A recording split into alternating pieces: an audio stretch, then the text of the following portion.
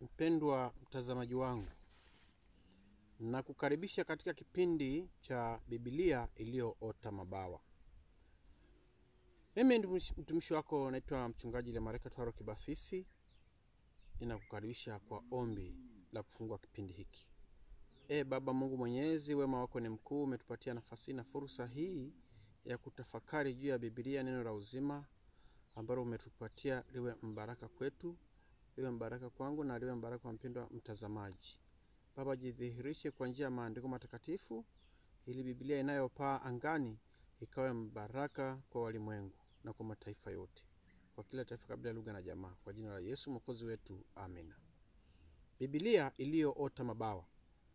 Bado tupo kwenye kitabu cha Mwanzo. Kitabu cha Mwanzo kina mambo mengi sana, lakini pamoja na hayo inaongelea habari ya matukio makuu manne juu ya anguko la binadamu, kuanzia tukio kuu la kwanza ambalo ni uumbaji, na tukio kuu la pili ni anguko, tukio kuu la tatu ni gharika, na tukio kuu la nne ni mnara wa Babeli. Kwa hiyo kuna matukio makuu manne, sura ile ya kwanza hadi sura ya 11, na sura ya 12 hadi sura ya 50 inaongelea habari ya wazee wakuu au wazee mashuhuri wa nne. Wazee mashuhuri wa nne ambao ni mzee Ibrahim, baba wa imani, mzee Isaka, mwana wa ahadi, na mzee Yakobo au kwa jina lingine Israeli, na hatimaye mzee Yusuf. Hiyo ndiyo historia ya wazee waasisi wa taifa la Israeli. Waasisi wa taifa la Israeli ambalo ni taifa la Mungu. Kwa hiyo tuanze kwa tukio kuu la kwanza. Tena tunaongelea habari ya uumbaji wa dunia kwa amri, kanuni inayotawala katika kitabu cha Mwanzo, na tutaona na tutagundua kwamba kanuni hii inatawala pia katika vitabu vingine vya Biblia.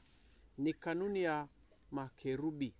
Kanuni ya makerubi, kwamba ili ujifunze Biblia kama bustani iliyorejea, inabidi tuwaulize wale waliokuwa wakilinda bustani ya Eden ambao wanaitwa ni makerubi. Ni mfumo ambao watatuelezea nini kilichomo ndani. Hao ndio guides na walinzi wa kiti cha enzi cha Mungu.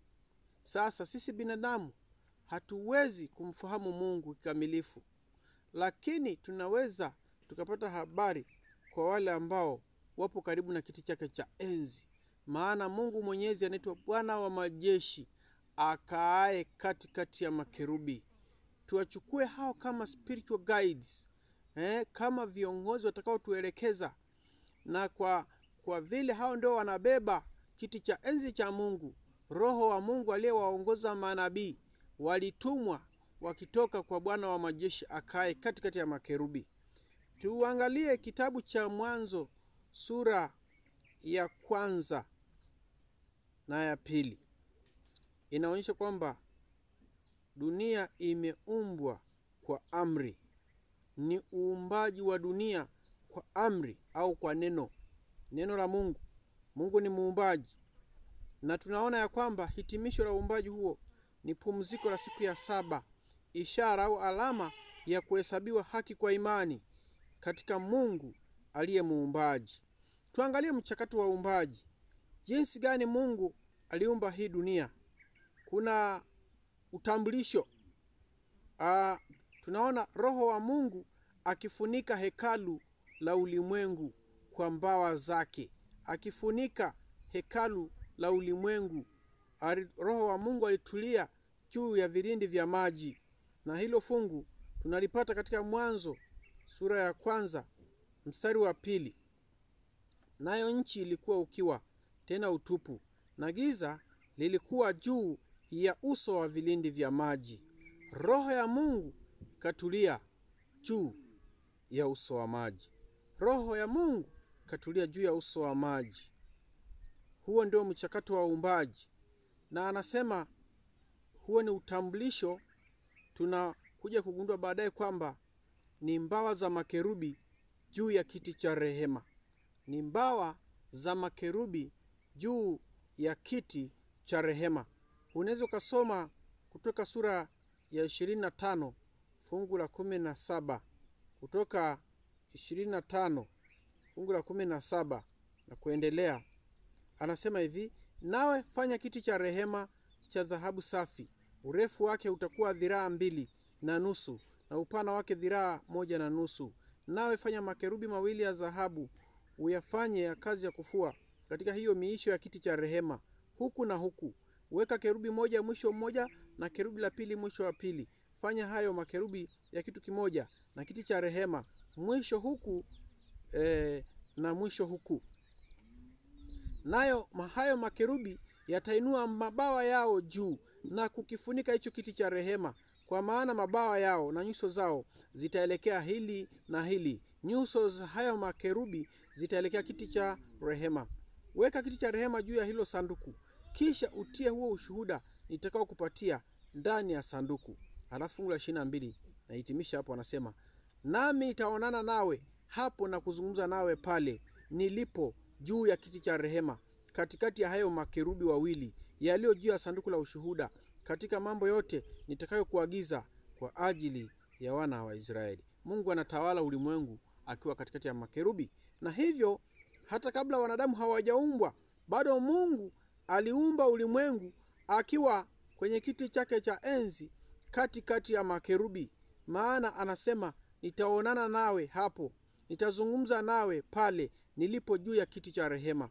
Kwa hiyo ukiangalia hilo, mpendwa mtazamaji wangu, utaona nguvu ya neno liumbalo. Ni Mungu akinena katikati ya makerubi kwa kanuni itumikayo katika Mwanzo sura ya 1. Kanuni inayotumika katika Mwanzo sura ya 1 fungu lile la 3 hadi la 5. Tuangalie kanuni inayotumika katika uumbaji. Anasema, Mungu akasema, iwe nuru, ikawa nuru. Mungu akaiona nuru ya kuwa ni njema. Mungu akatenga nuru na giza. Mungu akaliita nuru mchana na giza akaliita usiku. Ikawa jioni, ikawa asubuhi, siku moja. Mungu akasema, tuishie hapo. Ikawa jioni, ikawa asubuhi, siku moja. Ni kanuni gani iliyotumika hapa? Hiyo bado tunaweza tukaita kanuni ya Mungu kulingana na makerubi. Kwanza, kerubi namba 1, simba. Simba ni ishara ya sheria au amri. Neno linaloumba, Mungu aliunguruma kwa amri. Anasema, Mungu akasema iwe nuru. Hiyo ni amri. Bwana asifiwe sana. Lakini kuna kerubi namba 2 anaitwa ndama. Anasema huyu ndama yeye ni mtekelezaji wa ile amri. Anasema ni taarifa ya tendo la uumbaji. Anasema ikawa nuru, yani utekelezaji wa ile amri. Ikawa nini? Ikawa nuru. Lakini kuna kerubi namba 3 anaitwa mwanadamu. Mwanadamu tunaona yeye anatoa tathmini. Yeye amepewa akili ya kuchunguza. Ni tathmini ya Mungu na tangazo lake kwa ubora na jina la kile kilichoumbwa. Kwa hiyo anasema Mungu akaiona nuru ya kuwa ni njema. Mungu akaiona nuru ya kuwa ni njema, na Mungu akatenga nuru na giza.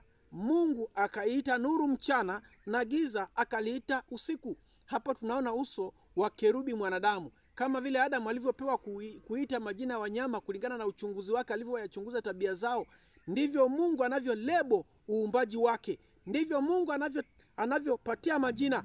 Alafu kerubi wa mwisho ni yule kerubi anaitwa tai. Kerubi tai maana yake ni uwekwaji wakfu kwa kila kiumbe kilichokamilika kwa ajili ya matumizi ya muumbaji na kuiwekea mipaka ya nyakati na hesabu yake. Ndio maana yule ametumika katika kanuni ya uumbaji anaposema ikawa jioni, ikawa asubuhi, siku moja. Ikawa jioni, ikawa asubuhi, siku moja. Huyo anaitwa kerubi wa uwekwaji wakfu.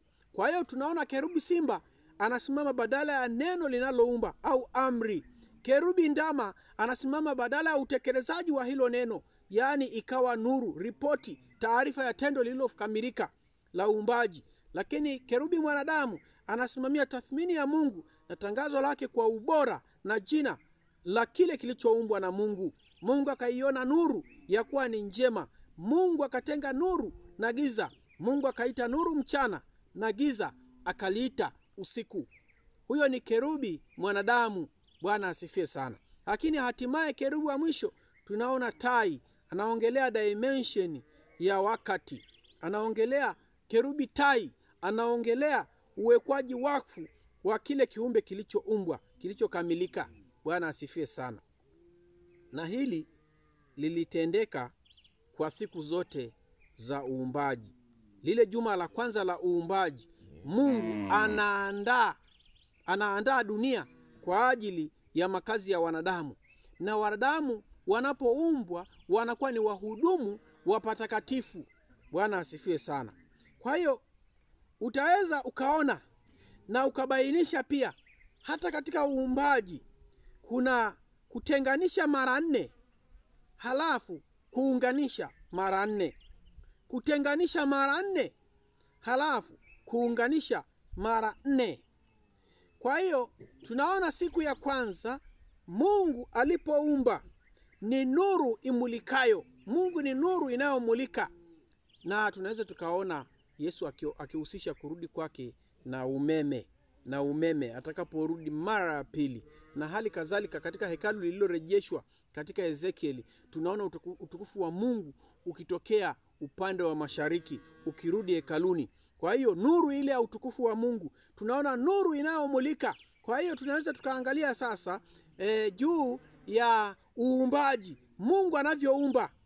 Tunaona Mungu akifanya kazi kama simba wa amri, na ile anasema nuru imulikayo ya simba wa radi, ili kutenganisha usiku na mchana siku ya kwanza, ili kutawaliwa na mianga mikubwa na mianga midogo ya siku ya 4. Naona nuru. Mungu ni nuru. Bwana asifiwe sana. Ni jua la haki. Mungu ndiye mfalme, ndiye mtawala anayetawala majira ya mwaka, lakini pia ndiye anayetawala katika juma. Kwa hiyo tunaona hilo likitendeka. Lakini kuna kitu kinachoitwa ng'ombe wa maziwa. Alipotenganisha siku ya kwanza, akatenganisha nuru na giza, anafanya kazi kama simba. Alafu anapofanya siku ya pili ile kutenganisha maji ya juu kwa yale maji yaliyo chini, kwa hadithi za zamani za Wamisri na watu wa Mesopotamia, anga lilifananishwa na ng'ombe wa maziwa. Ng'ombe wa maziwa. Kwa hiyo hapo tunaona kerubi anayetawala hapo. Tunaona kutenganisha maji yaliyo juu na maji yaliyo chini siku ya pili, kwa ajili ya kutawaliwa na ndege wa kupaa angani na samaki wanaoogelea kwa siku ya 5. Kile kilichofanyika siku ya pili kinarudiwa katika siku ya 5. Mungu anaweka himaya kuu 4 na watawala wa 4. Bwana asifiwe sana. Halafu utaona katika sehemu ya 3 anasema mtu wa ukuhani, kutenganisha bahari na nchi kavu. Baada ya kutenganisha bahari na nchi kavu, Mungu akatokeza mimea siku ya 3, na hii mimea itakayotawaliwa na wanyama na wanadamu kama watawala wa siku 6, siku ya 6. Bwana asifiwe sana. Na Adamu akiwa ni mtawala mkuu. Kwa hiyo Adamu ndiye mtu wa kikuhani. Lakini kuna tai wa kiroho. Huyu tai wa kiroho tunaona kutenganisha siku ya 7 ya mapumziko toka siku 6 za kazi. Ni kwa ajili ya utawala wa nani? Ni utawala wa Mungu kiroho juu ya jamii ya wanadamu wote na ulimwengu wote wa viumbe vyote kwa ujumla. Tunaona tai wa kiroho, yule roho wa Mungu alitua juu ya vilindi vya maji, hatimaye alipumzika juu ya hekalu la wakati. Bwana asifiwe sana. Unaweza kaona kazi ya Mungu muumbaji haina kasoro. Mungu wetu ni mkuu sana, na ndio maana atuonyesha uwezo wake ni mkubwa sana. Mungu akubariki unaposikiliza wimbo huu tunapohitimisha. Wimbo wa heshima kwa muumbaji. Heshima na utukufu ni zako Mungu wetu, twafungua roho zetu kama jua asubuhi. Osha dhambi zangu zote, fungua giza na shaka, wewe ni. Bwana asifiwe sana. Mungu akubariki mpendwa mtazamaji wangu. Kwa hilo somo fupi, ninaamini Mungu amekubariki na wewe utaungana pamoja nami katika kipindi kinachofuata. Kumbuka kusubscribe, kumbuka kubonyeza kulike ili vipindi hivi sikupite, kwa sababu sio kwamba siku zote ninaweza nikaforward kwa magrupu, lakini wewe ukishaweza kubonyeza kitufe kile kinachosema subscribe, basi utakuwa ukipata masomo haya yanayokuja kwa systematically ya Biblia iliyoota mabawa. Ili tuweze kufahamu Biblia, tujikabidhi kwa Mungu wetu, naye atatuelekeza. Na tutaomba Mungu atupatie hekima hiyo ya kuelewa neno lake, ili hatimaye tuweze kupaa. Haleluya. Tuombe. Mungu Mwenyezi, wema wako ni mkuu, tunakutukuza kwa sababu umetutendea maajabu.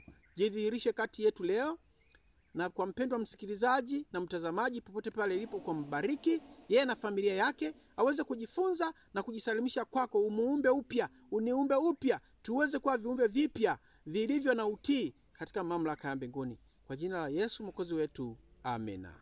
Bwana akubariki sana mpendwa mtazamaji wangu. Heshima na utukufu ni zako Mungu wetu, twafungua roho zetu kama jua asubuhi. Osha dhambi zangu zote, fukuza giza na shaka. Wewe ndiye mwenye uzima, leo tupe mwangaza. Kazi zako za ajabu uumbaji waonyesha, malaika wasujudu wakikusifu.